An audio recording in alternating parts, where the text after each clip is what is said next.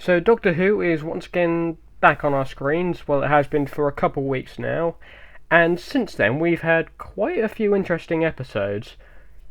One of the highlights for me was Fugitive of the Jadoon, and while I liked that episode, there are still so many unanswered questions from the series so far. So today's video is to talk about some of the unanswered questions from the recent episodes of the show.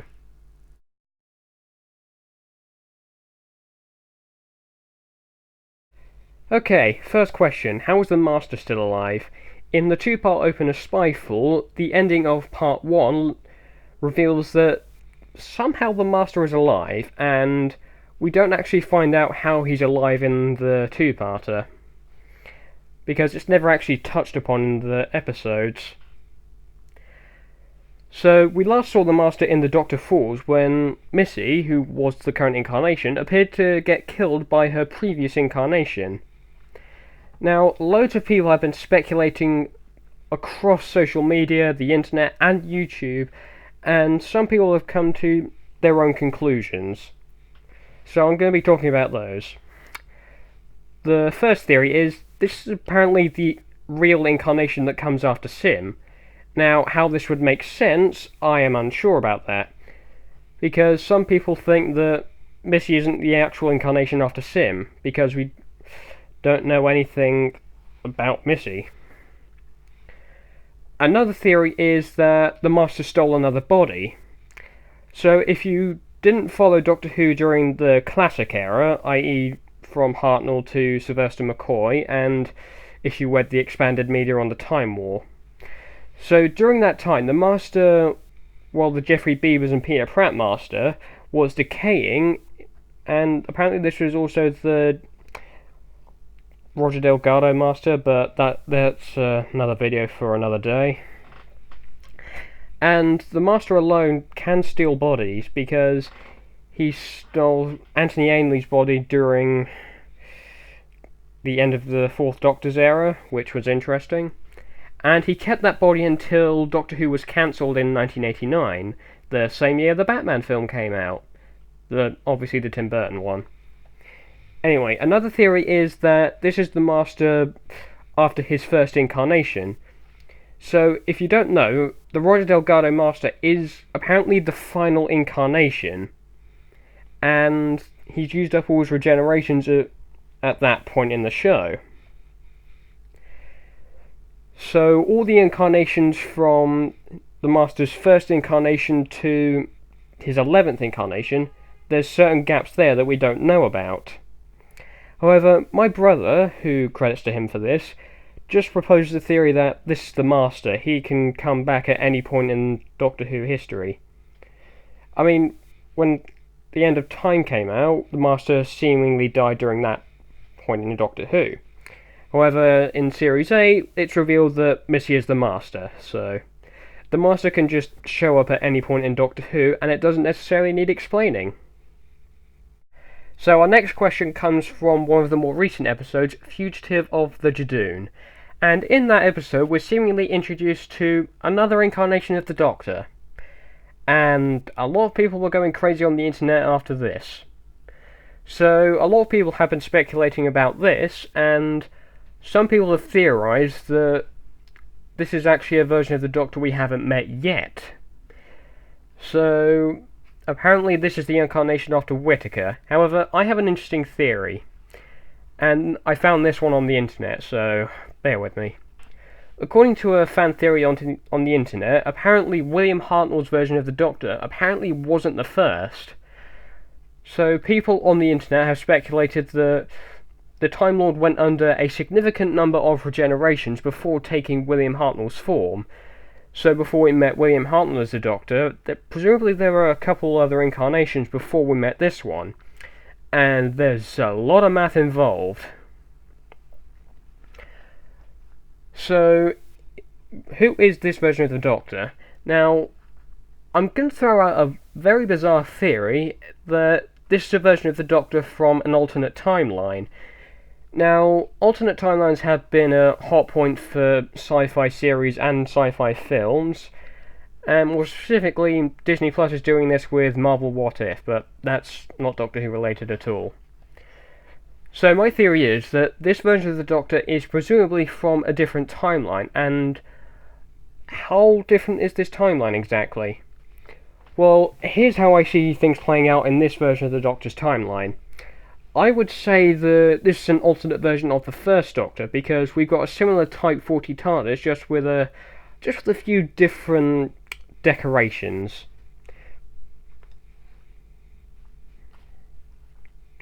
And like the Master, the Doctor doesn't necessarily need to explain herself, or himself. And parallel universes could be an interesting hot point for Doctor Who going forward. The MCU also is doing this as well. So, could this version of the Doctor be from a parallel universe? I think so, but which parallel universe could it be from? So, a lot of people could say that this is a version of the Doctor from Rose's universe. Now, there is a reason that we can debunk this theory. Firstly, if Rose found out there was another Doctor on this Earth, she would most likely go and find that version. However, Rose was currently happy with the Meta-Crisis Doctor from The Journey's End, and that's a very confusing hot point for the show.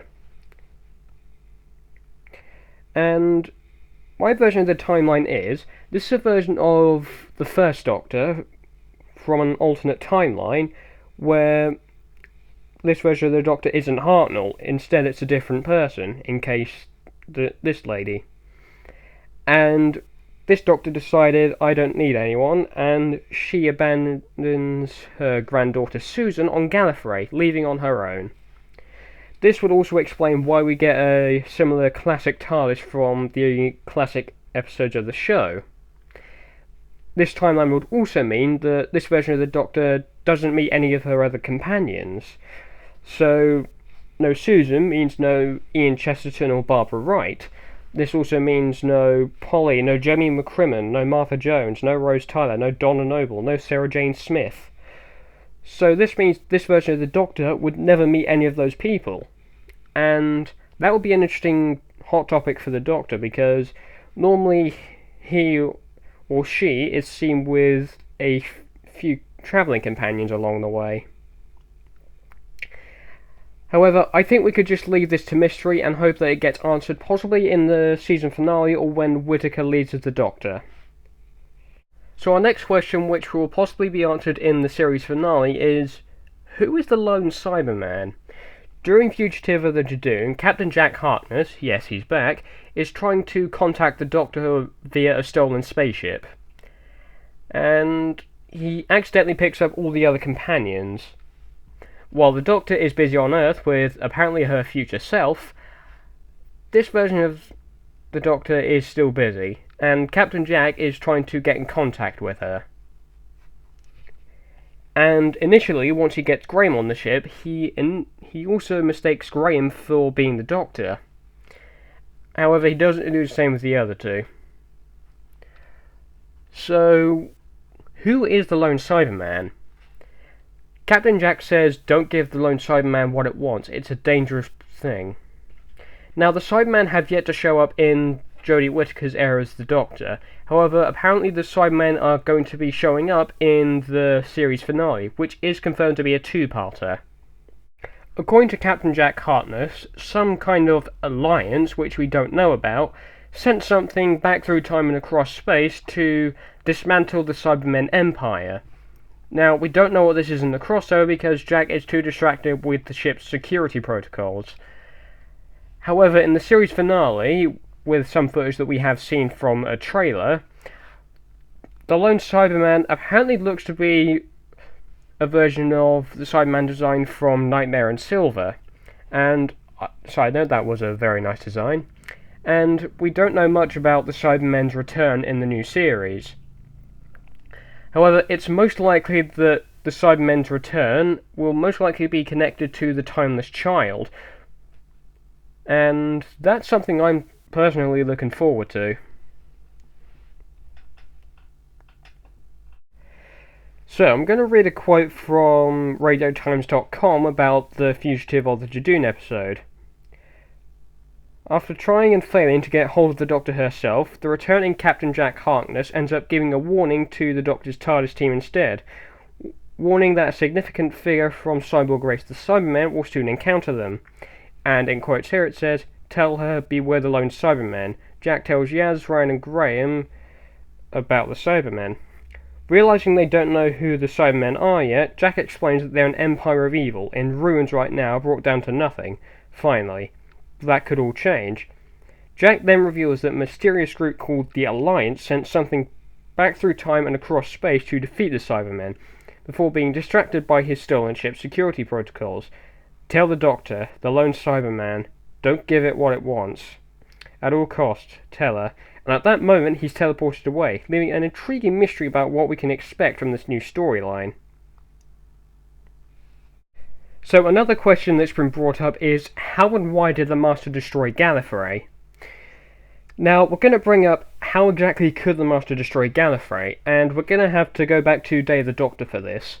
So, in Day of the Doctor, every incarnation of the Doctor up to that point in the show, including Capaldi, who hadn't been introduced yet, all worked together to trap Gallifrey in a pocket dimension, which would lead the Daleks to all annihilate each other, and would look to the rest of the world that the Daleks, well, had killed one another. And Gallifrey would be gone and the Daleks would be destroyed, as John Hurt's War Doctor said. Now, as I said, Gallifrey is trapped in a pocket dimension, so it wouldn't exactly be possible for the Master to find it. However, we can possibly assume the Master himself had his own TARDIS, and could have travelled back in time as well. Because the Master apparently travelled back in time, presumably because his body was decaying, and stole another body, in this case Sacha Dhawan's character. And why did the Master destroy Gallifrey? The Master's kind of had a tortured relationship with the Time Lords because, well, they kind of see him as an outcast in some way. For one thing, Rassilon despises the Master in every way possible, and despite the fact the Time Lords resurrected him to fight in the Time War, the Master blames the Time Lords for one thing alone. When the Master was a child, the Time Lords drove him insane. As a child, the Master was forced to stare into the untempered schism, a gap in reality. This drove the Master completely insane, which kind of explains a lot relating to John Sims' Master in a way. So, how could the Master cause this much destruction? Presumably the Master possesses some kind of doomsday weapon, which we could get in the two-part finale. Okay, our final question for this video is, who's the Timeless Child? And I have a description here from Google. Thank you, Internet. It says here, and I quote, "The Timeless Child is the central mystery of Doctor Who Season 12, a secret that led the Master to destroy his home world of Gallifrey. He set the Doctor on a path to discovering the truth behind an ancient falsehood, one that he believed redefined what it meant to be a Time Lord." So according to the Master, the founding fathers of Gallifrey built a lie about the existence of the Time Lords on the Timeless Child. It was buried deep in the memories and identity of all Time Lords. When remnants on the planet Desolation were taunting the 13th Doctor about her fears, they looked further back into her past and referred to the Timeless Child. When they made the reference, the Doctor was confused and asked them what they were talking about, then angrily told the remnants to, quote, "get out of her head." When the Master learned the truth about the Timeless Child, he ravaged Gallifrey to make the Time Lords pay for what he discovered. He told the 13th Doctor that learning the truth about the Time Lords and the Timeless Child had not been easy for him. When the Master first mentioned the Timeless Child to the Doctor, she got a massive headache and a flashback to when the remnants approached her, as well as a glimpse of a dark-skinned child wearing yellow robes and standing outside a tall building under a purple sky. While aboard a space platform in the far future owned by Zelen, the Doctor, after having fallen unconscious due to Zelen's powers, dreamed about the vision of the Timeless Child while the Master's message to her echoed in her mind. In the scenario, she was actively present in the vision. So the question is, what exactly does this mean about the Timeless Child? So, my brother came up with an interesting theory because, as we do, my brother and I were having a conversation about Doctor Who. I kept asking how was the Master still alive, and I also asked him who's the Timeless Child. My brother brought up the interesting theory that the Time Lords aren't who they say they are. Some people speculate that Time Lords aren't actually from Gallifrey, that they crash landed on this planet and they killed everyone and claimed to be from this planet, which they then named Gallifrey, and Gallifrey's original inhabitants were killed by the Time Lords. These Time Lords then discovered the art of regeneration, presumably, and to ensure their secret would always be protected, they came up with the idea of the Timeless Child.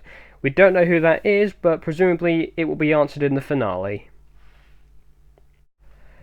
So that was my video on some of the unanswered questions from Doctor Who Series 12. What did you think of this twist so far in the show? Do you like them, and what do you think is going to happen? Who do you think the lone Cyberman possibly is? Do you think that Captain Jack can make a return later down the line? Not in this series, but a potential Series 13. And last but not least, do you think the Master is going to show up once more? Because I definitely think he should. He's a very compelling villain, and one of my favourite Doctor Who villains. Hopefully all those questions will be answered at some point down the line, possibly at the end of Series 12, in a potential Christmas or New Year special, or in the next series. What do you think about this? Let me know in the comments below, and answer the polls in the info section of this video. Thanks for watching, hopefully I'll see you soon.